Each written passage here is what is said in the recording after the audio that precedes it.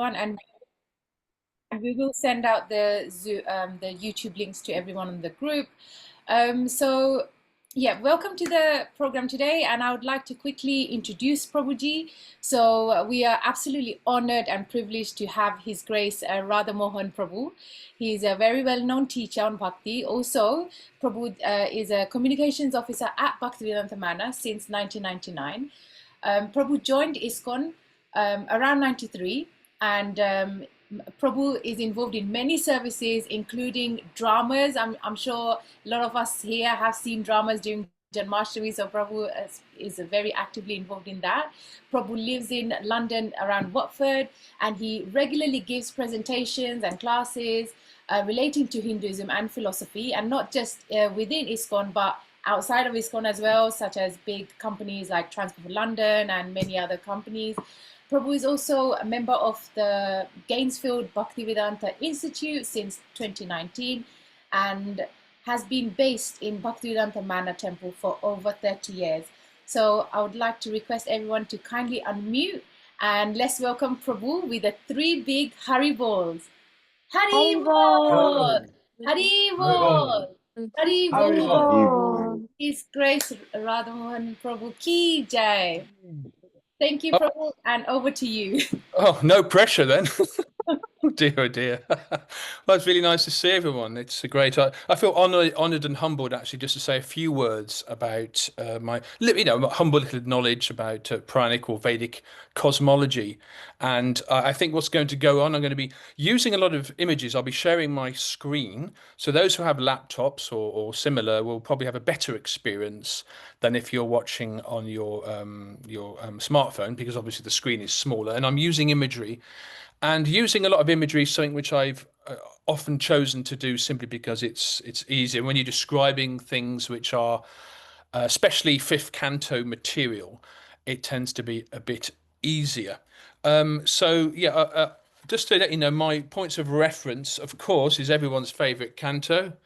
Not that it can show up on my screen here, but anyway, in fact, forget that. The fifth canto, everyone knows what the fifth canto looks like, particularly chapters 19 to about chapters 26. Then description of the island of Jambudweep, studying the structure of the universe, the movements of the sun, the orbits of the planets, the Shushama planetary system, the subterranean heavenly planets, the glories of Ananta, and everyone's favorite, of course, everyone's favorite holiday destination, the description of the hellish planets as well. Of course, my points of reference, obviously, when I was reading Prabhupada's books, I guess back in the early 90s, parallel to that, I was also fascinated by the works of Sadhaputta Prabhu, Richard L. Thompson. I'm sure most of you will be quite familiar with him. But just in case for those who are not, books of his, such as Vedic Cosmography and Astronomy and Mysteries of the Sacred Universe, have been are the books which I guess you could say really got me into this, because like a lot of devotees, we read the Puranas, perhaps not least, as I mentioned, the fifth canto of the Bhagavatam, and it can be quite confusing. We read even when it comes to other things we read. Maharaj Trichiketu had 10 million wives, for example. That's not cosmology, depending on how you look at it, but that's a lot of wives. I'm sure one is quite enough. But it just gives you an idea that we're dealing with a Puranic paradigm, which is not just based on planet Earth and not just based in our present experience of space and time, but actually is cosmic. It's far out. Anyway, so without much more ado, what I'm going to do, I've got as I mentioned, got a visual presentation for you. So let's see if I can get it to work. Let's hope this works. Okay, that's great. I assume that everyone can see this, yeah? What you should be looking at now is basically the Earth showing the Americas surrounded by a kind of a mandala-like pattern with a few pretentious solar system planets on the end. Okay, so that's basically just my introductory slide. Okay, now remember, I can't hear anyone, so but if you, I assume you all can hear me. So we'll just continue on then. Okay, Okay, good. Just so you know, I've just got a book that's just come out. I'm not plugging myself here, just so you can see things in perspective. It's a book called Exploring Puranic Visions of the Universe. That's published just literally about 6 months ago. You can get that from Amazon. And I also, one thing that hasn't been mentioned so far, I run a Vedic Science and History YouTube channel. Where I have about 120 videos on there, basically based around Vedic cosmology, but also I touch on other things like out of body experiences or, like psychic abilities and things of that nature, which are, I guess, designed to capture a broader audience.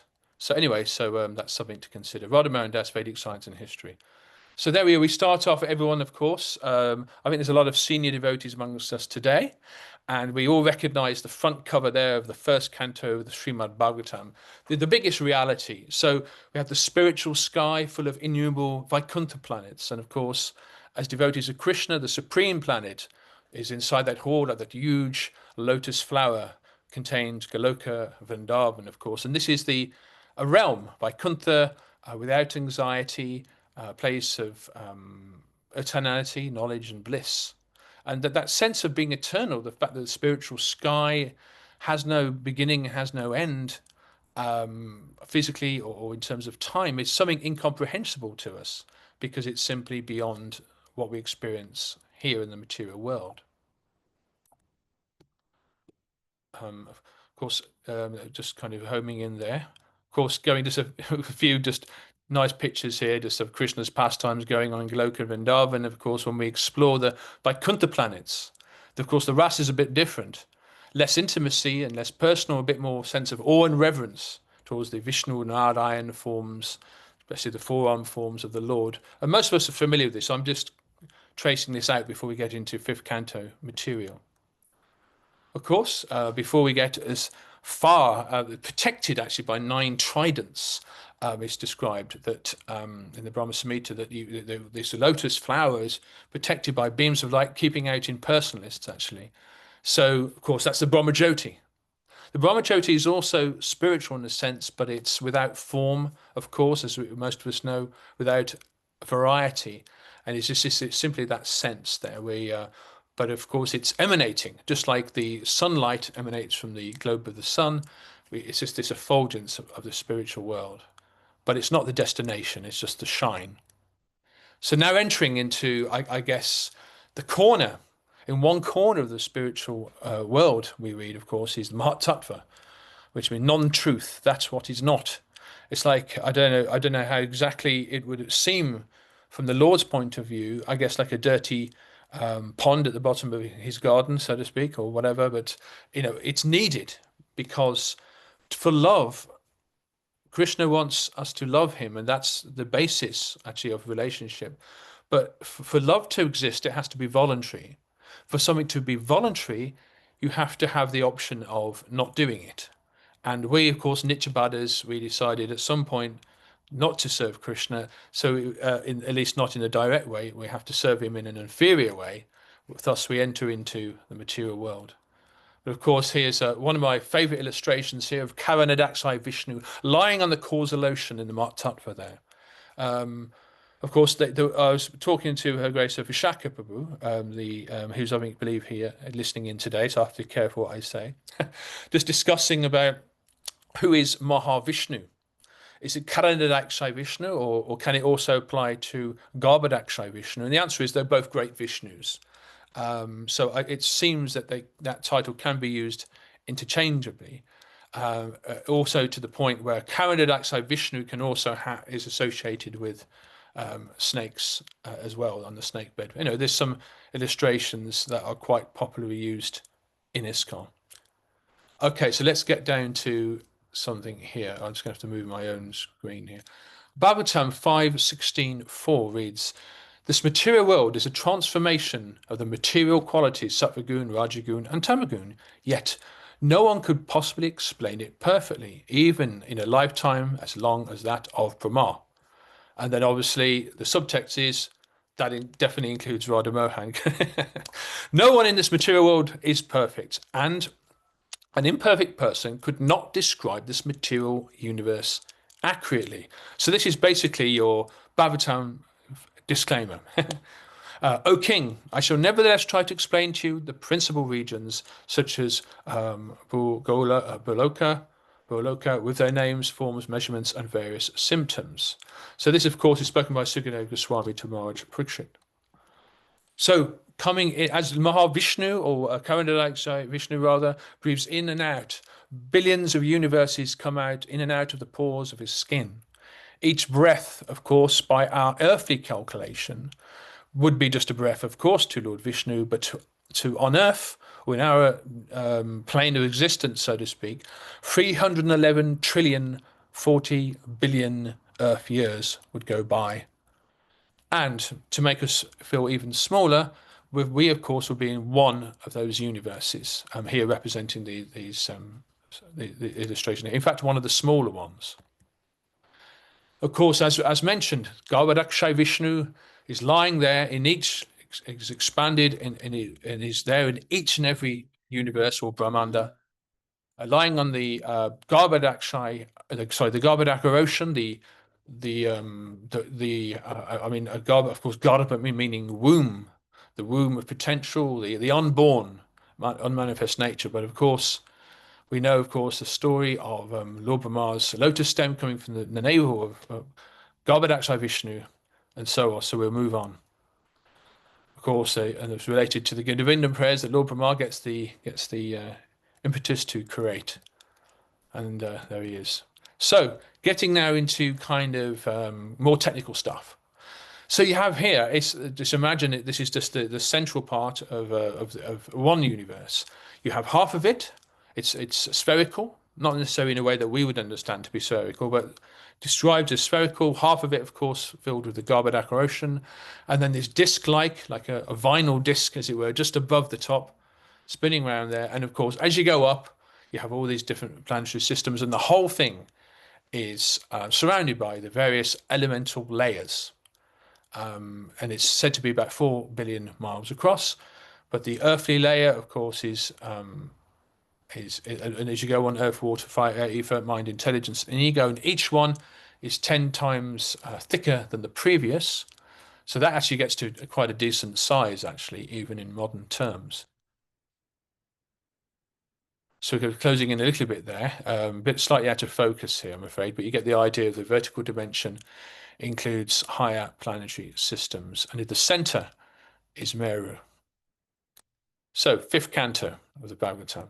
This is one idea, one of the things we have to try to understand. It can help us, or help myself at least, in trying to understand. By the way, I see someone's got their hand up, but if we can wait, what I'll do is I will do that at the end, if that's all right, simply because it can be distracting. But we will have opportunities to do Q&A and discussions. And remember, I don't own the universe. I can't fully describe the universe. So anyway, this is an interesting thing, a little bit about time, that on one day on Brahmaloka is a kalpa. We work our way down the universe. By the time we get to the earthly level, one kalpa is experienced as 4.32 billion years. So often we wonder how can the demigods, or even some of the personalities in the Puranas, how can they live so long, hundreds of millions of years, as it happens. But of course, it doesn't necessarily mean they are restricted by our experience of earthly time. In fact, it's the only way of explaining it, really. So, getting into the center here, as mentioned, of course, as most of us already know, but there may not be, most of us may be familiar, but not everybody. So at the center, you've got this island of Jamudvip, which has various patterns of mountains. Of course, surrounded, of course, this kind of a golden cone-like structure in the center of that central island. And then you have various ring oceans, as it were, surrounding that very Jamudvip island. And here's just the first two there closing in. Getting a bit closer, a little bit. I know the resolution is not the best, but I think it's okay for this purpose. We can see there the mountains and the height. Just to give you an idea of scale, as described in the Bhagavatam, of that Mount Meru is 84,000 yojanas, and if we're using 8 miles per yojana, we end up with a grand figure of 672,000 miles. Just for reference point, that would mean if the Earth, if the global Earth was on this map, it would probably be a dot, really, given that the Earth is said to have a diameter of about 8,000 miles. And here's something here, 672,000 miles. So, we're talking big, we're talking large. This is one of my favourite, not necessarily to scale, but it does a fairly good job, I think. I was just showing you here around this kind of this flat disk actually. You've got alternate dweeps, and each one surrounded by a different type of ocean.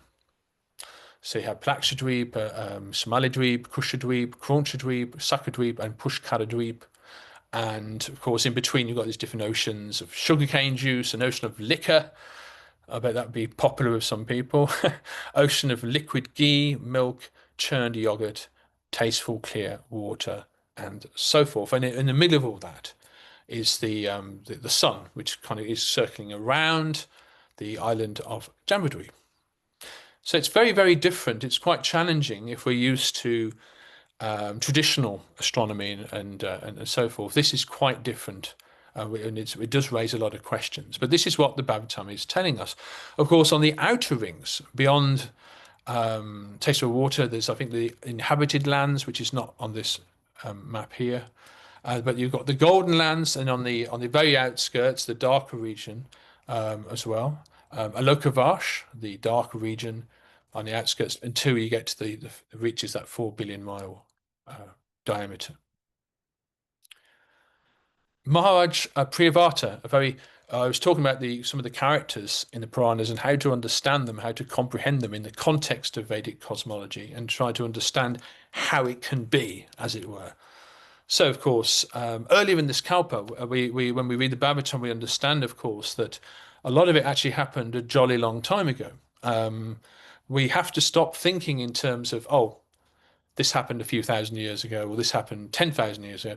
I mean, in terms of Swayambhuva Manu was the first Manu of this Kalpa, which means by our calculation, he must have been born a couple of billion years ago. And Maharaj Priyavata was his son.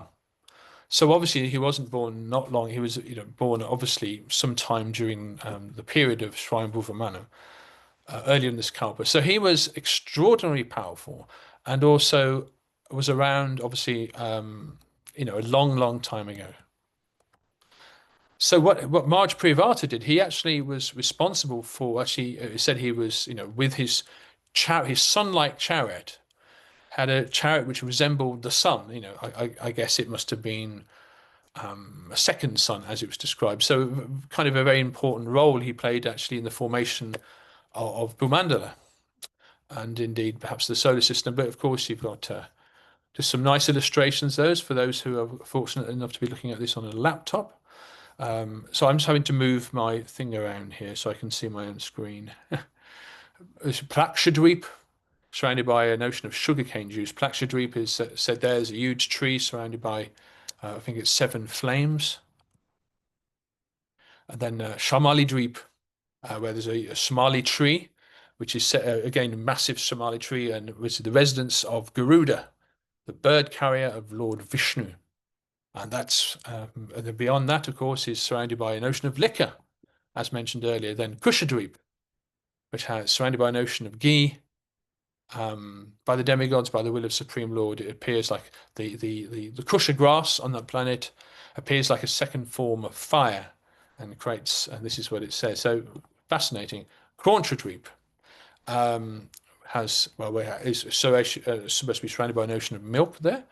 And again there's they made murtis made of iron are there, and they have the whole kind of, and each place has its own varna and ashram system.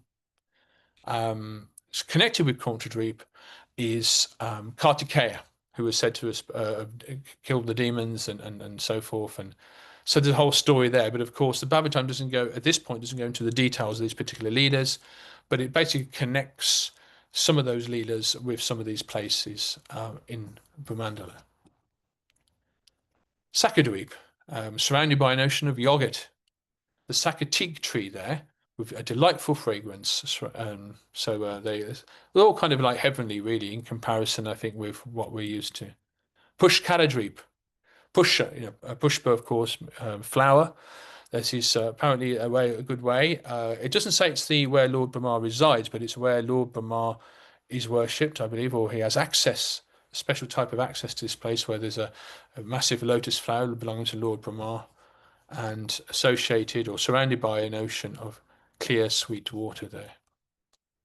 Okay, so how do we try to tackle or understand some of the things I've been describing? So Sadhuputta Prabhu is one of the BI's founder members, of course, and as I mentioned earlier, several books and publications of his or articles have tried to tackle some of this. Most notably, I think, is the late Sadhuputta in Mysteries of the Sacred Universe, which in my estimation is probably the most impressive. But Vedic Cosmography and Astronomy, and of course, some of these things have appeared in Back to Godhead magazines as well. So let's move on. So in Sadhuputta's, I won't say theory, I would say in Sadhuputta's approach, I think. Obviously, there was more than one approach, as Sukadeva Goswami may agree. But here we have the situation where what Sadhuputta did was he divided this part of the fifth canto into four models, four ways of looking at it, and saying that it's not that it's one model or the other, but it's all of them. So each perhaps verse or chapter of the fifth canto may be a reference or be connected to one particular model. And it's a quite a difficult concept for us to understand. But let me. Anyway, what Sadhuputta is saying is that okay, so one of the models is basically a description of the mountainous regions of Central Asia, heavenly realms, which of course are huge. The Earth in stereographic projection, or the Earth plane, and of course last but not the least, actually. 1 second, I'm just trying to move my own. The geocentric solar system. So it's the solar system, but from a geocentric and Earth-centric point of view, which I'll talk about a little bit about that later. Okay, but why present them all together as one? Because it seems that they're presented as one entity, that they're not separated, in other words, as Sadhuputta has separated them. Now, Sadhuputta compares the concept, of course, of the idea of many in one, so to speak, with the Krishna Lila painting, which shows several parts of a story within one composition. So here is particularly the slightly more, I suppose, traditional, older picture there on the bottom left, where the more than one of Krishna's pastimes is in the same illustration. And here's a slightly more modern ISKCON image as well, which I like. What is the advantages of doing that? If this theory of Sadhuputta is correct, what would be the advantage of that? Well, it can encode a large amount of information in relatively few words, contains a variety of what can be perceived given time, circumstance, and person. In other words, you're addressing a wide audience with a wide degree of interest or capabilities, and so there's something there for everybody. So, for example, to someone who is into mountaineering or is a geographer, the mountainous regions of Central Asia he may recognize it as that, or perhaps as a cartographer or something, they may recognize something else. Or a yogi, of course, you've got the demigods, and perhaps a Siddhantic scholar would recognize, oh, this is about the solar system. But it also can preserve aspects which are incomprehensible to some audiences. Imagine, Kali Yuga is about to come by. You're about to lose one of the greatest kings on the earth at the time, Maharaj Pritchett, and you know that Kali Yuga is coming and things are going to basically go south. Things are going to go bad. So how do you preserve this knowledge? How do you preserve things without going into detail, but preserving things by packing it away, putting it above the ark, as it were, metaphorical ark, to survive the waters of Kali Yuga? Includes information about how things were in former ages, former yugas, manvantaras, within this kalpa. So, focusing on the first model, the mountainous regions of Central Asia. So, of course, we know, focusing a bit more closely now in what we were looking at, this the island of Jambudweep. We have these patterns here. I won't go into too much detail because we can see you've got the Gold Mount Meru in the center there, reaching thousands of miles high, or at least in another model that's the case. And you've got the various names of the mountains there, crisscrossing, kind of going from east to west each time, but connecting there as well, like Malivan Mountain and so forth, and then the various different regions in between. So this is actually quite clear, and we do find a fairly in chapter 19 of the fifth canto, we find a fairly descriptive, accurate description of Jamboree. Now, just looking at this more simply, a topological map of Jamboree. Topological meaning you're just looking at the main without any detail. The black lines representing the mountains, or the top of the mountain, the highest point of the mountains. The blue, the rivers, and maybe there we just got a little bit of the Mount Meru too. So, model one, we focus on the area of Central Asia here. And what do we get? Well, looking here, of course, circling the area with India, Bharatbash in the south, going right across to Turkmenistan there in the west, of course, in the east side, you've got China, Tibet, and Kazakhstan, and the Urals, I think it is, and right over there, perhaps nearly into Siberia in the north there. And what Sadaputa does, he recognized a kind of a similarity between the topological map of Jambudweep, here in this illustration I showed you on the right, and this region of Asia on the left there. Obviously, it's approximate, it's not cent for cent, but Sadaputa, and to back this up, actually, he even went as far as connecting the ancient names of the mountains, actually, which are consistent in the Bhagavatam. Nishada Mountains, for example. Today, that would be basically the Hindu Kush and the Kundan Mountains together. And Himalayas, of course, now the Great Himalayan Range. So he actually goes at Sveta. I can't even say some of these modern words, to be honest with you, but it just gave you the sense that there was knowledge, of course, in ancient India. There was a great amount of knowledge of mountainous regions and so forth, you know. So we move. So anyway, this was to back up this view. I'm just going to move on now. I know it's a lot to take in, but I'm just. And this is interesting. This is something I found online actually, written I think in Hindi there. So as other people have compared Jambudweep actually to Asia, or there's a connection at least with Jambudweep to recognizable, let's say, parts of the world today. In fact, others have even have compared the dweeps with different continents of the Earth. Although I think there's a huge argument against that, given that these are huge concentric rings in space with exotic oceans and all kinds of trees and flowers that we would at least in this Kali Yuga we wouldn't recognize. But let's move on. So the next model is the heavenly realms. So let's have a look at some heavenly realms. So at 8.5 miles per yojana, which is the approximate standard yojana for cosmology, as I mentioned, the Earth, in comparison with Meru there and Jambudweep, it's pretty small. It's pretty small. So obviously, this is a very different model. That's the elephant in the room, or the very large elephant in the room, actually. When you switch models, you've got to change your scale, which is a very someone may regard that as being a strange way to do things or inconsistent. But this is what Sadaputa Prabhu is suggesting, that when you swap models, when you when you change your telescope at what you're looking at, so to speak, just like you change from a telescope to a microscope, you're looking at something, you're doing the same thing, but your subject is very different. And you're looking from something that's microcosmic to macrocosmic. So here he's kind of now turning things into the macrocosm to the point where the Earth is small.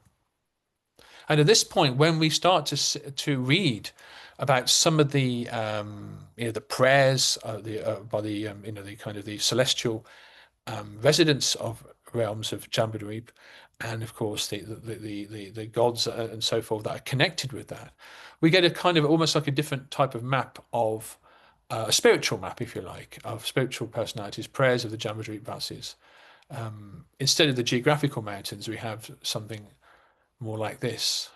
Like, for example, King Purusha, of course, which is connected to the leader of Lord Ram and Hanuman, and the Vanara monkey race, somewhere between the Himalaya and the Hemakut Mountains. So it's kind of interesting there. Bhagavatam's fifth canto, 16th chapter, 13 and 14, it reads, "The water of the first lake tasted just like milk, the water of the second like honey, and that of the third like sugarcane juice. The fourth lake is filled with pure water."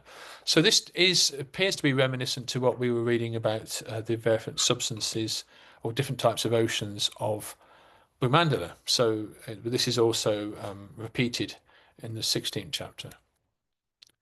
So we can, if we ever went to any of these heavenly realms, we'd expect to, I guess, be impressed by their beauty. A little bit of a map here, closing in there on the image on the top left, of course, is Jambudweep. And again, we're looking at mountains about 80,000 miles high, with trees nearly 9,000 miles high, which is pretty big by any estimation. Huge jambu fruit and all kinds of fruits which are the size of elephants. And the lower slopes of Mandala Mountain, the giant mangoes without any skin and pips. And of course, when they fall from the trees and the break, they become, of course, beautiful rivers. Actually, they're on and there's a huge mango tree there, and the mangoes are falling down, and the mango juice is becoming rivers. So this is not something we'd experience on Earth. Bhagavatam 5th Canto 1711 purport by Srila Prabhupada and verse 12.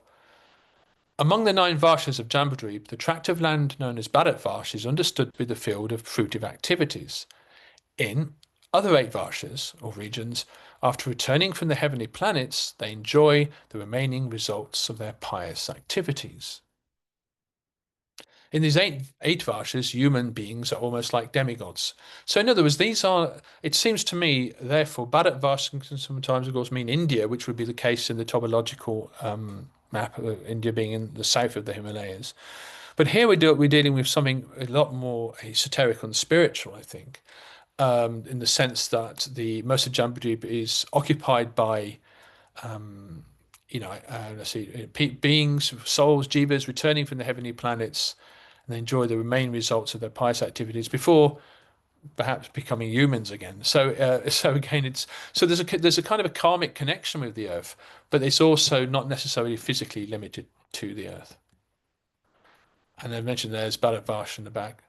And just referring here, I think I showed you this before, just this sense of the distance between, for example, ourselves, our earthly level, and Satyaloka or Brahmaloka. It's not just about physical space, it's more actually, it seems to be about time. And of course, demigods experience different time. So, third model as the Earth plane in stereographic projection. This is perhaps one of the most, I won't say controversial, but one of the big issues that gets discussed the most because it's one of the most difficult to describe because you have to be quite mathematically minded, but also people who are into the flat Earth as well kind of get a little bit excited about this. But of course, the principles of having a stereographic projection, and we know in European terms, it was definitely used by the Greeks, and I'm sure it was before Greece as well. But I thought this is a nice stereographic projection. Basically, what that is, it's to present spheres onto a flat plane to allow for easy visualization and measurements of angles on a projection. So, in terms of the Earth globe, we're not talking saying that the Bhagavatam is describing a literal flat Earth, like in some type of medieval, naive kind of scenario, but presenting the Earth as a flat projection for convenience sake, really. You see something similar like on the UN symbol, or you might open an atlas and open it up, and what you have is the Earth is presented. I think it's the Mercator projection is the most common global map of the Earth, and it's like a rectangle with 2 pages, usually a double page spread.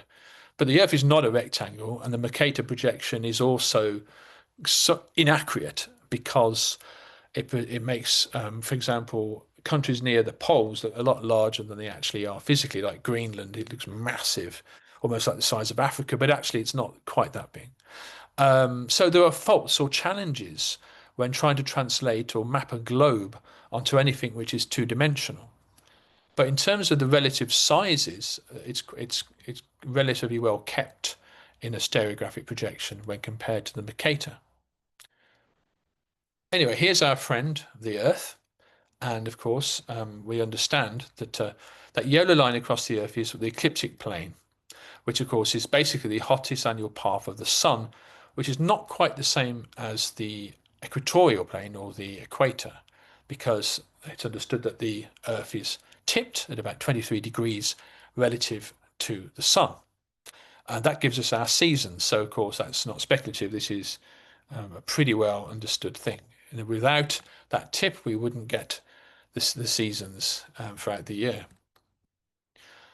But transforming such a map, so a globe of the Earth, onto a stereographic projection, making a planisphere model of the Earth, corresponds with verses in the Bhagavatam which describe the hottest annual path of the Sun upon the Earth's surface, which causes the ecliptic. The planisphere model also fits the daily path of the Sun in the middle of the spring and autumn equinoxes, and that's at a time when the Sun actually is not the Sun in this projection is not skew with, so to speak, but is actually going exactly around the centre of the North Pole in this situation. But this is similar, recognisable to some aspects of Bhumandala actually. This model, not all models, but this particular model supports Mount Meru as located at the North Pole. Again, very, very different from the heavenly planets, and again, very, very different type of Meru, it seems, to a topological map of the Central Asian mountains, because obviously you've got to talk about a different type or different location for Mount Meru. Thus, you have these very different models. And we have more. There's more to come. There may be many more models actually, but these are the four main ones. The geocentric solar system, and this is actually one of my favorites. Um, Before we go on, just a little bit about geocentrism compared to heliocentrism. Meaning, of course, the traditional, for those who may not be so, I mean, I'm sure most of you are familiar, but those who perhaps it's not, they don't think about it very often. So, of course, the traditional view of the solar system, where the sun is at the center, of course, and then all the Mercury, Venus, Earth, Mars, etc., are going around the sun. Very, very simple model, actually. But what's often happened, and you find this in this Siddhantic text, Puranic texts, and also, again, in European terms, the Greeks would do it. And the Europeans were also using what they call a geocentric way of looking, i.e., and of course, astrologers use geocentric, the idea that the Earth is at the center and everything is going around the Earth, which, of course, is quite a different way of looking at things. Um, okay, so Okay, I just want to go back to I'll come back to that. There's something else in a minute. So this, of course, that is not whether the Earth is at the center or the Sun is at the center of the solar system. It's not that one is right and one is wrong. It's simply relative point of view. You choose your vantage point, just like astrologers. You choose their vantage point to say, okay, we're on the Earth. Let's use the Earth and we look at the stars and the Sun and the planets and how they're going to affect us. You know. But just kind of getting into the mood of Sadaputa here. So Jambudweep, this is looking at the inner part of Bhumandala here. And we know that already, of course, the sun going around there.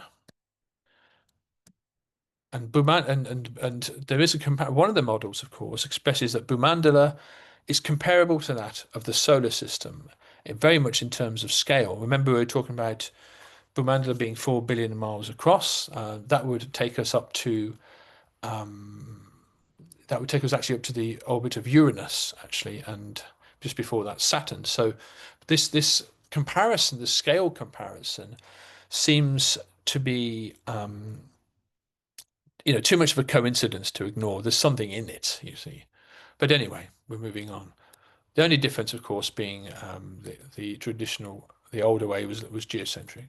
But do note, Sir Fred Hoyle, the late astrophysicist from the UK, once said that the difference between a heliocentric theory and a geocentric theory is one of relative motion only, and that such difference has no physical significance. And a way of looking at that is you could say the sun is also, in modern astronomy, the sun is also moving around the center of the galaxy.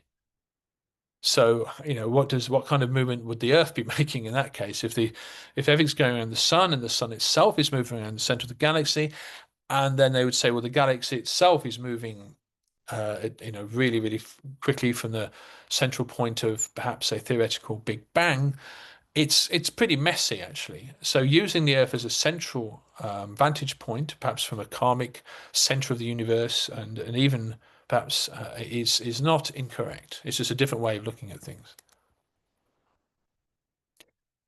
Phase space is a space in which all possible states of system are represented. So in other words, if we look here, this is the geocentric orbit of Venus. In that situation with the Earth at the center, you've got the sun there going around at kind of more or less on an annual basis. But from Earth's point of view, what Venus would be doing, well, obviously from our point of view, actually on the Earth, we would see it a bit differently. But if you're looking down on it like this, you see that Venus would actually making quite a nice little flowery pattern. And it's tracing itself out there. This is called phase space, where you're seeing all the movements in this case of a planet over the course of a year. You apply that to all the patterns made by the planets of all the inner planets there, and you get, well, a bit of a mess, but you actually get quite a beautiful flower pattern actually. Bhumandala's Cronchadreep, Sacradreep, and Pushkaradreep and their oceans match the geocentric orbits of Mars, Mercury, and Venus. And even if we move that out, we go beyond the inner realm, of course, called Saptadweep. We go beyond through that. The land of living beings matches the asteroid belt. The Golden Land, illustrated here in the outer regions of Brahmanda, matches Jupiter and Saturn. And the edge of a Lokavash in the corner there matches Uranus. Coincidence? Well, Sariputta actually reckons that the chance of this being a coincidence is, at least 10,000 to 1 against. So there must be something in it there. But just to, again, I know this stuff is quite technical. We'll be exploring the Puranic universe and having more fun soon. I promise you. What they call the Tidius Bode law. There's Tidius and Bode, who actually had this theory. They noticed something, and which actually, in regards to the referring to the heliocentric or the sun-centric solar system, and they noticed that the further planets got, as you got further planets got away from the sun, then the distance from the sun tended to double. And you also find this with the Bhumandala's oceans as well. So the doubling or the relative distance of the planets in a heliocentric model actually fits in with the various oceans. And this goes right up to, again, same thing, right up to the orbit of Uranus there. Whew. Okay, cool. This is a lot to get through. I know that I've put a lot in here, but it's the only way I can do it. Of course, slight change of subject, slight change of tack. Bhima Prasad, of course, who, of course, we all know to be Bhaktisiddhanta Sarasvati Thakur in his youth, the most erudite scholar, of course, one of the most spiritual son, I think, of Bhaktivinoda Thakur, of course. But of course, he actually opened up his own school of astrology, and also not astrology, but also astronomy, and was a great scholar in this area. And I think it was thanks to the work of Dhanavir Goswami and I think others who had translated his Bhima Prasad's himself translated from Sanskrit. I think it was by 12th century Bhaskara, who had the Susadanta updated and represented, as it were, in the 12th century. And Bhima Prasad actually translated into, Bengali, and that Susadanta is now available in English. Sorry, a bit of a tongue twister there, but so that, of course, is a slightly different discipline to the Puranas. It's in the Siddhantic or the Jyotish tradition, but nevertheless it's relevant here because in the Sri Siddhanta there are you find that the relative distances of the planets from the sun correspond very closely. Not necessarily the distances, but the relative distances, what you call based on astrological units, i.e., one unit represents the distance between the sun and the earth. And then you find that the Sri Siddhanta actually agrees with modern figures as far as these relative distances are concerned. For example, just over 5.07 astrological units for Jupiter, i.e., that means Jupiter is about 5 times further from the sun than Earth is. And the modern actually agrees very, very closely with the figures of the Surya Siddhanta. What's also fascinating is doing a bit of maths, of course. Surya Siddhanta 159 lists, I think, it's the circumference of the Earth, which would lead to about, well, translating from Diogenes, about 8,000 miles across, which is very similar to the modern estimate, which is slightly less, but it's very, very similar. Just to kind of skip through this, I didn't want to do too much on the Surya Siddhanta simply because it's not the Bhagavatam and it's a different type of approach altogether. But I think it's important, given that we're touching on the solar system here, to prove that it's that in ancient India they were not naive, or they knew their planets. The whole astrological tradition and of course in terms of Siddhantas were, and if you look at the work of Aryabhata and others of his time, and no doubt earlier, were very, very conversant with the solar system.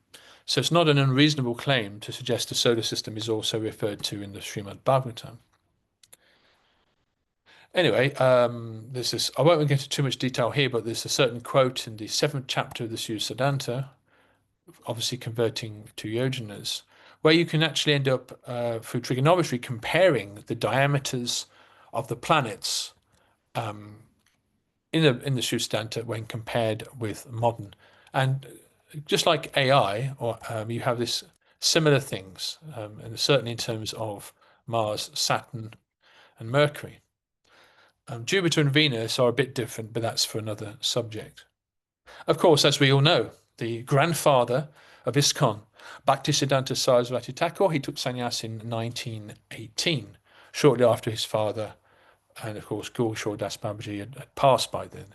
But he took a different direction, of course. He obviously focused a lot more, of course, on the Bhagavatam than the Siddhantas, and so in other words, but Bhaktisiddhanta did not necessarily see this as this change, if you like, this that he went through. He was not saying what he did before was wrong, but this was, I guess, the post-grad study, as it were, of what he knew before. But he did not see it as contradictory, but rather, again, a different vantage point, if you like, another way of trying to understand the universe. And our way of understanding the universe can actually have an effect on how we perceive life and how we prioritize ourselves, how we see ourselves in the universe. So it's actually quite a profound subject matter. I thought I'd go on here a little bit, referring now to some specific chapters referring to some specific chapters that exist. This one here, of course, is, bear with me, going a little bit earlier. Chapter 17, slightly earlier, the descent of the Ganges, the descent of the river Ganges in the 5th canto. Of course, a lot of us will know the story, but the idea that the origin of the Ganges actually came from outside the universe, from the causal ocean. He went right down through Dhruvaloka. Of course, Dhruvaloka, the beautiful spiritual blessed planet, the planet of Dhruva. And then, of course, and then went on the back of the Sushumar planetary system, and then from the pole star goes past Saptarishis, or Ursa Major, or the Plough constellation, and then past the moon, and then the flow of the celestial Ganges goes to the top of Mount Meru, starting at Brahmapuri, dividing into four through the different realms, if you like. There's the main directional demigods, Indra and Soma and Vayu and Yama, for example. Through their toes, of course, and the Lord Shiva, as we know, famously placed at the bottom of Meru, is breaking the fall of the celestial Ganges on his head. Otherwise, the earth would be destroyed. So very merciful of Lord Shiva to do that. And of course, and then it becomes visible to our eyes. In other words, this is not, when it's in space, when it's in the universe, it's not necessarily mundane water, if you like. But obviously the spiritual essence, if you like, or the spiritual dimension of the celestial Ganges has its journey in this way before we see it with our mundane eyes in India. And of course, the Dhruvaloka, the pole star. Of course, what this is reference to when we look up at the pole star, sometimes it's called Dhruvaloka, sometimes it's called the North Star. If we were to look at the movements of the stars over a long period with a camera, this is done with a camera, you can see actually you have this, the pole star is centrally placed from the point of view of it seems from a geocentric point of view, you're looking up and all the stars and everything like that, indeed any objects would be going around the pole star. The river in the sky, well,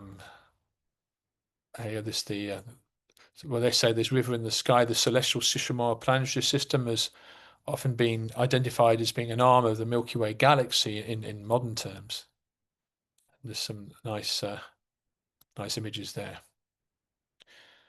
So what we're going to do now, we're going to be combining these models that we mentioned earlier. The topological map, the heavenly planets, the planisphere of the Earth, and the geocentric solar system, and try to understand what we can extract from this, because actually they're all interconnected. In Sanskrit especially, one statement or even a single word can often have various meanings, depending on the context and use of poetical license as well. For example, Rasatal translates as into English something like a lower region or an abyss. So therefore, that could be an underground realm. It could also, sometimes it seems to be referring to places on the earth. Even often we find there are references to the earth itself, Rasatala, but it could be some type of specific region on the earth. But it could also refer to a lower planet. According to the Rasatala, of course, is also mentioned as a subterranean planet in the Bhagavatam, but also has been attributed to being locations on the earth as well as meaning underground. So can it be all three, or are all three all interconnected with each other? It's a fascinating subject to try to understand. Going back, so there's different ways of these different models kind of hidden, if you like, or packed, just like packing a suitcase. You're packing the fifth canto here with all these different models, but encoded within these models is further information about the Earth and its connection to other realms. For example, if we're tempted to combine, for example, the topological mountainous map with the demigods, we end up with this idea that there are this theory at least, but backed up again by many examples where people go, yogis, they can access demigods and heavenly realms from places in the Himalayas, for example. And there are examples of this. For example, we know that Bhima, he went into the mountains and he met Hanuman. And it wasn't necessarily a kind of a well-trod route, but he went into, of course, into the abode of Kavera, the gardens of Kavera, and beat up a few yakshas, I believe. And so there's different realms, often heavenly realms, which are accessible from mountainous regions on the earth, at least to the qualified. We look at comparing the planisphere of the earth with the solar system. Again, an instrument that was used in ancient times by people, especially trying to navigate the sea or navigating trade routes and so forth, was astrolabe. Was used for astronomical measurements, typically for the altitudes of celestial bodies, and in navigation for calculating latitude. So, in other words, if you were a seafaring person or a tradesman, knowing the latitude would be very, or where you are on the Earth would be very handy for you. And they would use astrolabes, but it seems Sadaputa is suggesting that there's kind of almost like an indirect reference to an astrolabe in the Bhagavatam too. The plates of the sun, moon, planets, and some stars stacked above the Earth in stereographic projection. Note the heights of the planets of the solar system above Bhumandala and indeed the ecliptic plane still make it relatively flat. In combining or looking into or squeezing in the demigods and the geocentric solar system. So what's the demigods relationship with that? Well, let's have a look. Bhagavatam, 7th canto, 417, purport. We read, Prabhupada writes, the planets within the universe contain oceans of sugarcane juice, liquor, ghee, milk, and sweet water. That's obviously, we've been reading about that. And it could even indeed be that the higher, they're not necessarily these planets with different types of oceans are not necessarily physically within our solar system, but may be accessible in other parts of the universe, but may have a relationship with the solar system in a way that we do not understand. And we know what we do know is that Maharaj Priyavata had something to do with it. For example, in an extraordinary feat, Priyavata rode a celestial sun-like chariot behind the sun. When Priyavata resumed rulership, he followed the path of the sun in his chariot to illuminate areas left in darkness. This act was both symbolic and cosmic. The rims of his wheel excavated 7 oceans, thus dividing the cosmic Bhumandala into 7 continents, or dweeps. The rims of his chariot wheels dug deep tracks. It's fascinating. So, I mean, how exactly that happened is probably a seminar in itself, but it's very, very interesting. Of course, one idea is that you have the Earth and you have almost like a miniature sun that's also kind of almost rivaling the sun there from the point of view of the Earth, or even a kind of a sun-like chariot, perhaps bending space-time as we understand it. It could be anything.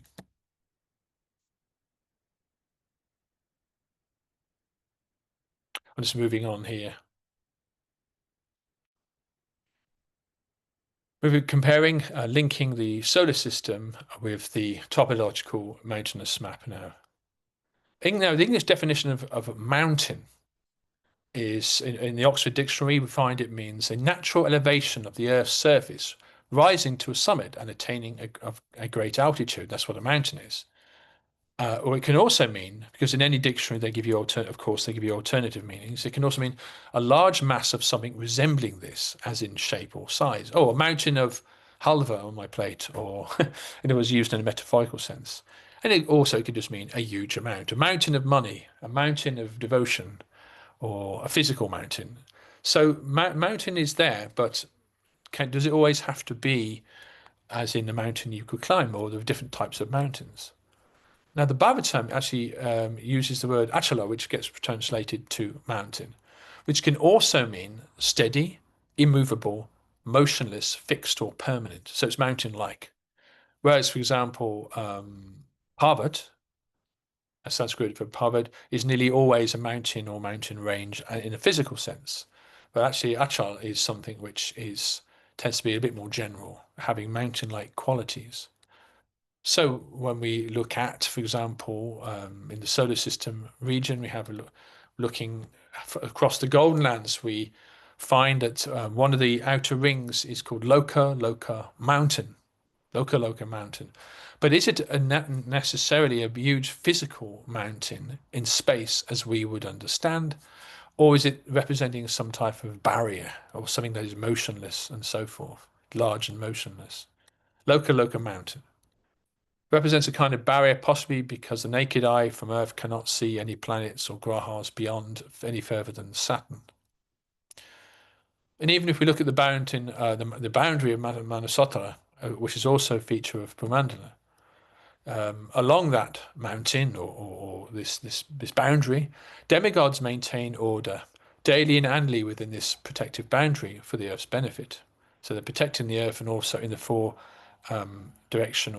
the traditional directions, north, south, east, and west. And you find that this directional quality is also mirrored on the top of Mount Meru.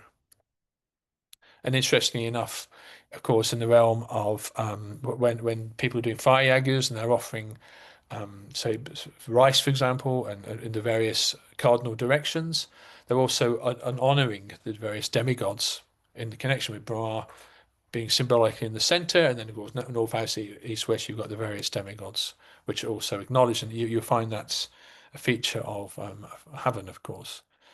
And even in Vastu, we get a similar type of approach where you got the directional demigods there, associated with, for example, in this case, in different parts of a room or a building.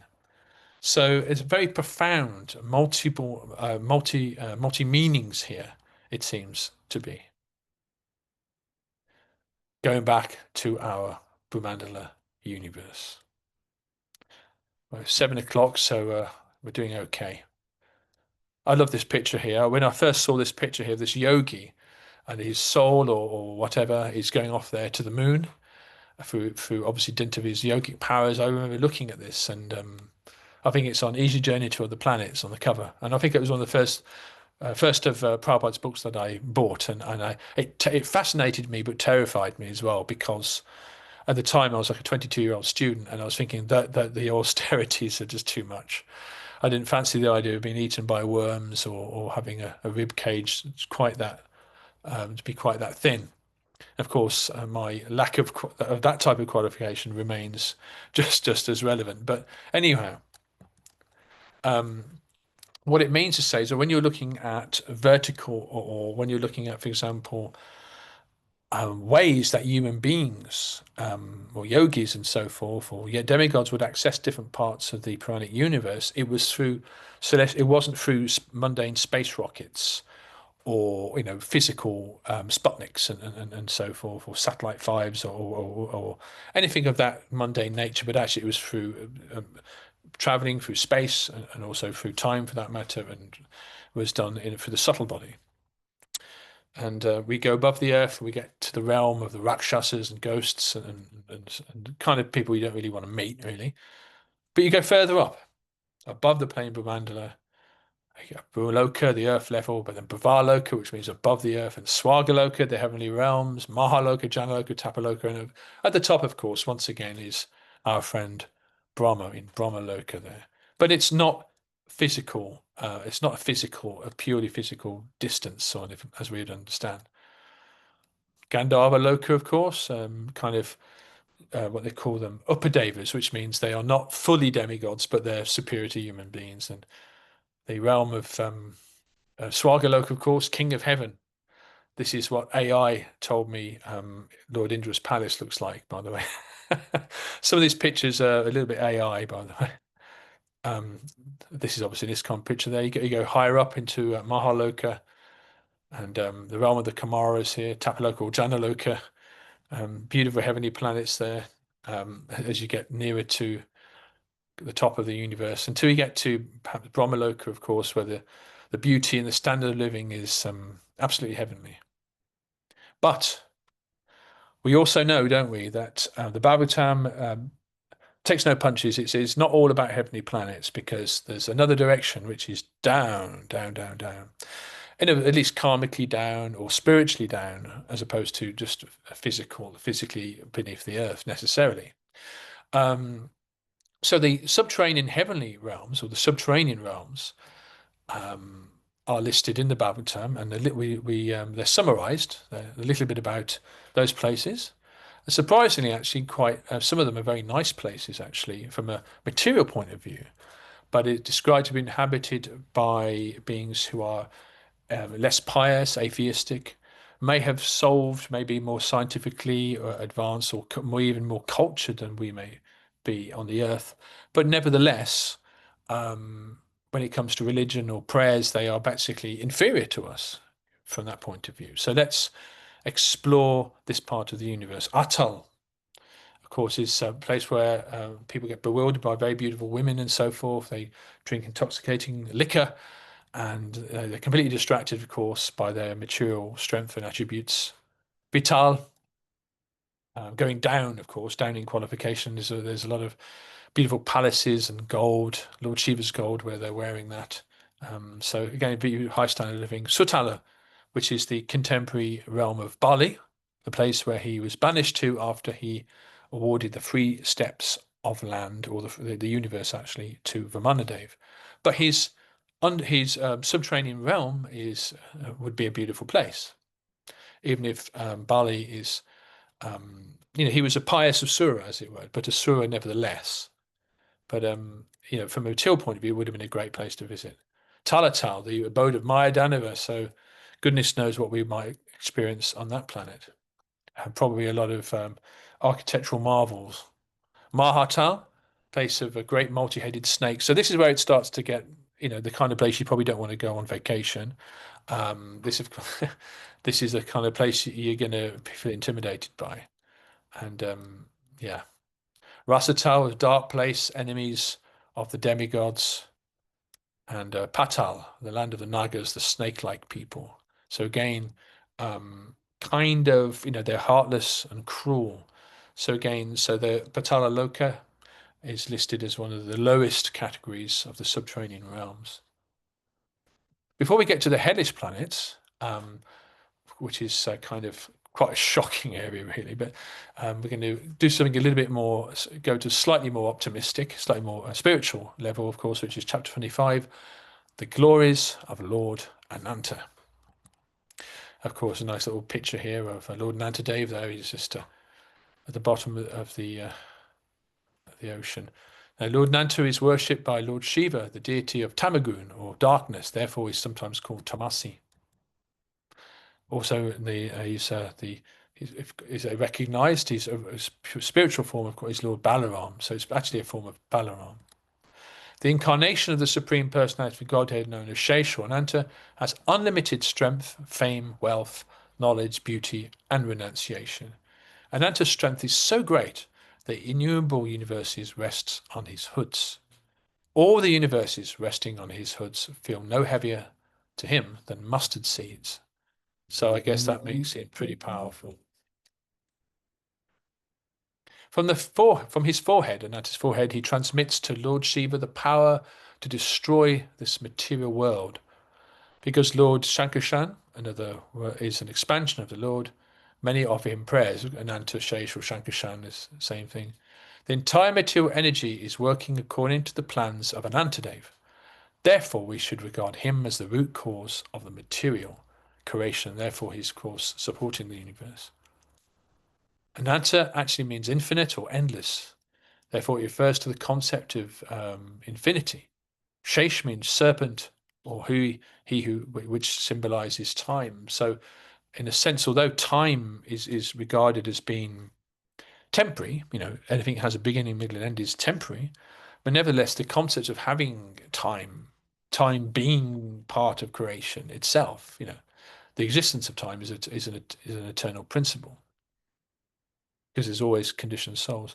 Anyway, he symbolizes the infinite nature of the universe and the secular concept of time in Vedic cosmology. The name Shankarshan is often interpreted as the one who attracts or pulls together. So he's pulling the material world together there. It's a very, very important role. Now, going back, one of the approaches, as you probably have noted, particularly by Sadhguru and others, is to try to think of this in scientific terms. Can we connect? One of the missions of the Bhaktivedanta Institute is to try to look at the interface between the scriptures and modern science. Are there any things that are in common, or are they completely two different disciplines? And that area, that intersection between spirituality and science, I think is an interesting one. So one could say Lord Shankarshan's power appears similar to what scientists will call gravity, yet it is pravaha, a subtle cosmic wind which causes the planets and stars to move according to the scriptures. For example, Bhagavatam 271 purport, Prabhupada says, the floating of the planets in the weightless air is due to the inner constitution of the globes. You could interpret that any way you wish, but it's kind of interesting. So we're getting very close to the bottom of the universe here, and some bad karma coming our way. So we're going to be looking at Narakaloka. This is chapter 26 of the fifth canto, the hellish planets. Dun, da, da, da, da. There's a variety of planets for those who accumulated a large amount of negative karma on the earth. Here, people suffer severe reactions in their subtle bodies, but it's not eternal, unlike what you find in Christianity or Islam or in Zoroastrianism for that matter. Hell, the Vedic hell, the Hindu hell, if you like, is not eternal. But it's a place where you'll due a lot of bad karma and you get it all in one go, so to speak. Maybe tough love, as it were, a necessity. If someone sometimes, I don't know how it is in other countries, but there was once someone who committed in the UK committed a relatively small crime, well, a harmless crime in the sense that it was just like a tax evasion, but because the lighter, for light crimes like that, the prisons were full, so the only prison spaces available for him were in a much tougher prison. So he had the option of, I think, paying a huge fine or going to a tough prison where people that committed much severe sins, if you like, murder or whatever, but for a short time. So instead of doing, say, 6 months in a kind of a softy jail or some type of curfew, he did, I think it was 2 weeks in a hard nut jail to get it over and done with. So in some sense, it seems to me that the law of karma and the way that karma is delivered in the universe sometimes appears to be disproportionate or unexpected or certainly unfair because we cannot see the entire picture of previous lives or an accumulation of sins over many previous lives and all given in one go, but for our own longer term benefit. So this is I think the approach we would have. So the hellish planets are situated below the subterranean realms and below Patalaloka as well. And there's many of them. But they're above Lord Ananta, incidentally. So of course, if we do die in our subtle body, we see the Vishnu Dutas come. Then well done, congratulations, and we can chant the Lords of Narayan or Hare Krishna, and good news for you. But if the Yamadutas come and I guess, haven't got the holy name on your lips, and you've been sinful, then you'll be taken to Yamaloka, where the sinful people are judged by Yamaraj. So there we go. Now, before we go further to explore some of the delights we may find in hell, I think it's worth mentioning that Bhaktivinoda Thakur, in one of his writings, he did say that he suggested some of the things in hellish planets are allegorical or metaphorical or kind of deterrents, if you like, to as a kickstarter, as a motive for our spiritual lives. However, others have said he was probably just being diplomatic to prevent scaring off the British, who of course were drinking lots of liquor and gambling. And so anyway, I'll leave that up to you what you think is correct there. But it's also worth mentioning about earlier on in the Hellish Planets chapter, we learned that two different types of people can commit the same sin, so to speak, or the same bad crime. But it does take into consideration, if you should know better, if someone has had a very hard life, less educated, lower caste and so forth, then they commit a sin. But if someone is a leader or ruler or politician or from an aristocratic family, they got no excuse in a sense. And the punishments for their sins is more severe, even if it's the same sin as someone less fortunate. So that's interesting. So it's like a tough love. Sometimes, why would a loving God allow the hellish realms at the bottom of the universe to exist? And the answer is we misuse our independence, and sometimes it's the only way we can learn. We play with fire, we get burned, and but it's the only way we can learn sometimes. And there are some nasty people out there that are doing crazy things. The Bhagavatam does give a rather startling a figure of some people would have to go to hell for 10,000 years, but we also have to realize relative time, as we mentioned before. 10,000 years in hell, for example, may be less on the earth or even less in heaven. So the Bhagavatam lists, I think it's 26 or 28 hells are described in the fifth canto. I won't go into those. So, of course, ayapan for those who are excessive drinkers and alcoholics and drunkards, of course, are forced to drink, I think it's a molten hot boiling iron by the Yamadutas, which must be burned. Kumbipak, for those who, I guess, spend their lives boiling animals alive in oil without any kind of, and it was knowingly doing it, or especially those from Brahmin families, for example, that should know better that do this, then the severe for them, of course, is to them they themselves boiled in oil. Lovely. Kala Sutra, the sin for killing a Brahmin, as you're sent to Kala Sutra, where of course it's very, very hot, very, very hot surface where basically you've got nowhere to rest.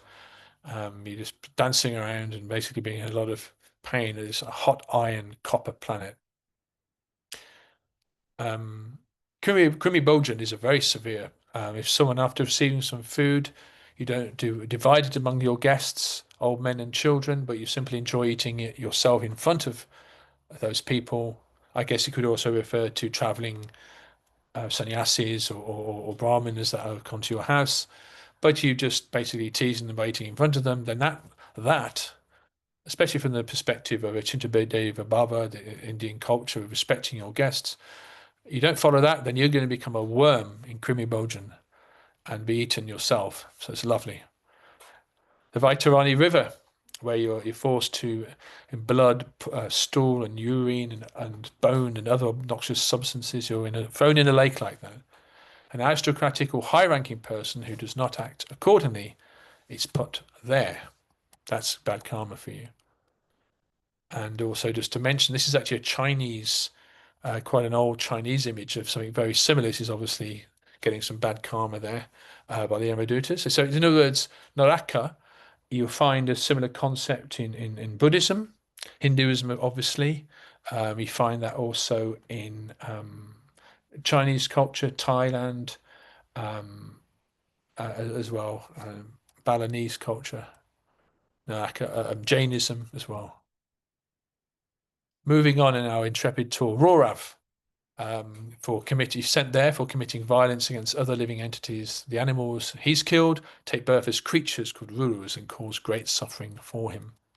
We know the story, don't we, of Murugari the hunter, who was destined for something similar, I think, until he was saved by Narad Muni. Tamishra, a person who steals another's wife, money, or possessions, sent to a dark planet, chastised by the Yamadutas, he is starved and is given no water to drink. Prayavatan, I don't know what the pronunciation is, but one who receives guests or visitors with cruel glances will be gazed at by hard-eyed vultures and so forth. So just to finish off, someone who is cheating money out of charity and so forth, and is being a dishonest businessman, is thrown off the top of a hard cliff. Someone who is causing a lot of pain to others will have to be eaten by multi-headed snakes who eat you up like you're a mouse. Splendid. So, so just finishing off there on a slightly more optimistic note, I think we have to realize that devotees, I hope, will not be destined for such a place, but we do have to, of course, chant Hare Krishna during our life, and especially, of course, in death. So thank you. That is the end of a rather big, demanding presentation, I think. There's a lot in there, but I understand I've left about 10 minutes, 12 minutes left for discussions and questions and so forth. So I'm going to stop sharing this right now, and hopefully our brains can now take a rest. That was Right. an amazing and a very informative session, Prabhu. I mean, mind blowing. Thank you. Yeah, thank you. Thank you so much, Prabhu. So I'd like to open up the floor for questions. You can either put it on the chat and we can read it out, or you can come and unmute yourself and you may ask the questions. Please raise your hands if you'd like to ask any questions. Or it can be comments as well. It doesn't have to be a Or question. It could be a comments as comment. well. Yeah. We got a couple of comments on the chat if you like to see them. Okay, let me look at those. But would you be able to help me out here? Perhaps you could just Yeah. choose who gets what. So We to have a speak. question from Barbara Sutton. Oh yes, yes, but oh, I know her. Yeah. I'll actually get myself. Here I am. Hare Krishna. Hi, Krishna. I wanted to mention, this is just a comment, that Radha Mohan Prabhu is also an associate of the Richard L. Thompson Archives, which somehow it didn't get mentioned in his biography, but I think it's a very important point. And if you go to that website, it's sadaputa.com. You can get there. You'll see his book is available. I highly recommend this book he wrote. It was just published recently by the Richard L. Thompson Archives. So we have it posted there, and you can links right to purchasing it on Amazon. And I would highly recommend, if you like this talk, this it's a very short book. It's only about 40 pages, 45 pages long, filled with pictures, just filled with pictures to help, really help understand this topic. And also on the Richard L. Thompson Archives, you'll find a documentary that he did for the Bhaktivedanta Institute. It's about a 40-minute documentary on the work of the Bhaktivedanta Institute concerning the Puranic Cosmos. That's available also on that website, and you might like watching that. That's all I have to say. Thank you, Prishna, aka Barbara, as Yes, Barbara. that's my But legal name. I know you're not Barbara. Yes, you know my real identity. I know your real identity. Yeah. Hare Krishna. Um, Thank you. We Yes. have a question on the chat by Madhupati Prabhu. So he asks, in one class, His Holiness Shivram Swami mentioned that the universe is multidimensional. If we properly understand this, would this do away with all semblances of contradiction? In my view, this is usually helpful. I think Shivaram Swami, well, no, I think Shivaram Swami, of course, is correct. It is multidimensional. I don't think that as I think that's why I made that very important quote in the beginning by Sugata Goswami saying that, even if we lived for a lifetime of Lord Brahma, we wouldn't fully understand the universe. And we are human beings are like ants or insects in comparison with the demigods, right?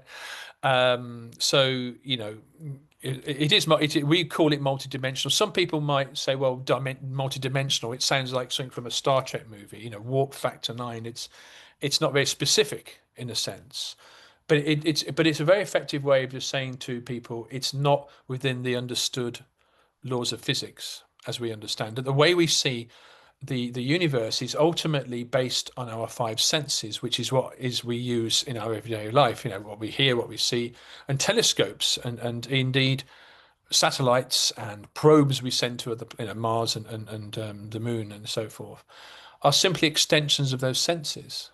So but then from the point of view of if you go beyond the senses, then the universe would be teeming with life, and yes, it's multidimensional. Yeah. And that would help. Now, in terms of other contradictions, I think that's why I kind of bought into Sadaputa Prabhu's four model theory, or multiple model theory, because it also addresses the contradictions of scale. You sometimes have to say, okay, that verse is referring to that model. This one seems to contradict it, but maybe it's about a different model. So you kind of do that. And some verses are relevant for all models. But yeah, ultimately, the Bhagavatam is trying to describe to us with our little pea brains something which is actually beyond our experience. Yeah. Imagine you have a simple thing like a cell phone, and you go back in time, say at the 14th century, right? And you show people this phone, and then what would they make of it? What languages, what vocabulary would they have access to describe that phone to other people in their period? They wouldn't be able to do. There wouldn't be the language. There wouldn't be the culture. There would be no way of. It'd probably be burnt as a witch or something like that. So similarly, the Bhagavatam is turning it around. It's saying there were civilizations in the past that were superior to ours, mystically at least. But we don't have the vocabulary to truly understand it, actually. But it's talking. So that's why it's something that you believe in. It's true, and you have to have faith in it. And I'm hoping but that belief in a multi-dimensional way is a great solution. Thank you, Prabhu. Madhupati Prabhu, do you have any follow-up questions, or would you like to make any comments? I would like to explain one metaphor to resolve the seeming contradiction. The universe is, of course, is covered by various elements which are 10 times, 10 times, 10 times larger than the previous one. So it's a huge distance, but still a devotee who's achieved perfection can get back to the spiritual world in no time. That's seemingly a contradiction. But listen to this metaphorical experiment. Let's imagine a huge hairpin, which is like 10 meters long, but it's a hairpin, and the two ends of the hairpin are very close. Now, an ant wants to get from one end of the hairpin to the other, and this ant can only walk in one dimension. Therefore, it takes a long time for the ant to go to the other end of the hairpin. However, if it is not constrained by the one dimension, but it becomes a two-dimensional demigod ant, then he can get to the other end of the hairpin in no time. So this is my metaphor for the importance of multidimensionality, because with the three dimensions we are limited in many things like understanding, moving, etc. But for instance, I can imagine, and please, Radhamohan Prabhu, correct me if that's just speculation, but I guess that the demigods can move in more dimensions. Yes, I think the idea that if you had, let's say, for example, if a yogi, for example, was able to go through, say, a wormhole or something like that, or a kind of a portal beyond space and time, was able to access the universe just by going through that portal. For him, it's next door. It would take a second. If you're going to try and do the same thing in a rocket, because you're within the constraints of space and time, it's going to be a huge problem for you. But the idea of these different elemental layers, it's almost like it's condensing from ego to intelligence to mind to ether, and it's getting more and more condensed until, of course, you get to Earth. And then you end up with Earth, which has a mixture of all the elements. But it also seems to reflect the history of the universe as well, when at one point though it was just mainly fire and water and like that. I think we may have. Is there something in the chat here? Maybe you can help me out here. Yeah, we have Yeah. another question on chat. Yeah. So this question is from Jay. I know we just went through one universe, but there are multiple universes. When total annihilation takes place after 310 trillion years, is just our universe that is destroyed, or do all get destroyed at the same time? Okay, that's really cool. Okay, so I mean the picture we're given, isn't it, that Vishnu, Lord Vishnu, Mahavishnu, Karadakshai Vishnu, whatever it is, breathing in and out. And the question would be, I think, do some universes come out before others? And do they go further out? Because it seems to, or I mean, it seems like the ones that go out first are also the ones that come out last, aren't they? Which would suggest they are, they're lasting longer. And and the answer to that is, I don't know. I don't know. We know what we do know. We know that most of the universes are bigger than ours, but in terms of how long they last, because if they're entering and leaving Vishnu's body at the same time, then that would mean all universes are all about 311 trillion years. But they're different sizes and so forth, so it might be that they're different, but I don't want to speculate on that. Thank you, Prabhu. I don't know how that would work. We have a comment from Vrindavan Hari Prabhu. So he said, Hare Krishna Prabhuji, Pramho, or Srila Prabhupada. Thank you very much for this wonderful session. Very insightful and fascinating. As you mentioned, we usually try to see the intersection of science and scriptures, but I feel here's one from literature and scriptures. In the Silmarillion, Tolkien describes how the Valar bent the world to hide Aman. Mortal who once could reach it by sailing west would only circle back, while elves and rare figures could still take the hidden straight road. This reminds me of Vedic cosmology and the time we're in. In Kali Yuga, connection to unseen realm still exists, but they are hidden from ordinary perception. The Mahabharata even mentions Arjuna visiting the Kimpurashas in the inaccessible Himalayas, places that exist but practically out of reach now. Similarly, it is said that Madhavacharya visited Srila Vedavyasa in the inaccessible region of the Himalayas near Badrinath. That's really cool. I love that kind of stuff. There's two things that came out there. One was the idea of different cultures and different histories also having a similar type of cosmologies, and you find that even Yggdrasil, which was an ancient Norse way of looking at the universe, or Native American culture, you have things which resemble Bumandala, or African cultures and Sumerians and so forth, or even the flood myth and so forth. There seems to be corresponding kind of stories and cosmologies suggesting a much more, a greater influence of Vedic culture in the past. Or even in China, with the stories of people going under the sea and then visiting a realm and then coming back, and 1,000 years has gone by, and this is very similar to the Vedic paradigm. But in terms of, yes, if you look at the Mahabharata, what that tells us, and it's really important, and I hinted that, okay, Marge Priyavata lived in a previous Manvantara, before the solar system was formed, and a billion years ago, or 2 billion years ago, and so forth. So the argument might be these different dweeps and planets and varshas that it's described, are they from previous Manvantaras and previous yugas? Yet the Mahabharata plays an important role here, as does the Ramayana, but especially Mahabharata because it's more recent. Bhima, Arjuna, they saw it too. Or even the monkeys, when they're looking for Sita in the Valmiki's Ramayana, they actually went to these different realms. And to them, because they can access, they're qualified to access these realms, for them, it's just next door. But for us, we're imprisoned on this globe because that's all our senses can perceive. But to others, to higher beings, then obviously they experience things differently. And they may even experience the Earth as something which is not a globe, simply because they don't experience it in that way, because they can just hop over to Jamboree and have a good time or whatever. Thank you, Prabhu. So Yeah. I'm conscious of the time. We have one more comment. So this is from Rameshwar Prabhu. So while we can't see outside of our universe due to the layers that the universe is contained within, it's spiritually wonderful that a devotee may take his next birth in a universe where Krishna is appearing. So that soul can learn to be a pure devotee in Vrindavan, Mathura, or Dwarka of that universe.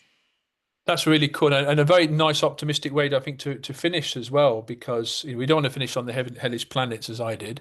But yes, I mean, Krishna's doing like a road show, isn't he? He's touring the universes. So 5,000 years ago, he was in Bharatvash, right, with his Leela in Vrindavan, and now he's in another universe somewhere doing his Leela as well. So he's always there, and we could take birth in one of those Leelas in another universe. Yeah, so that's cool.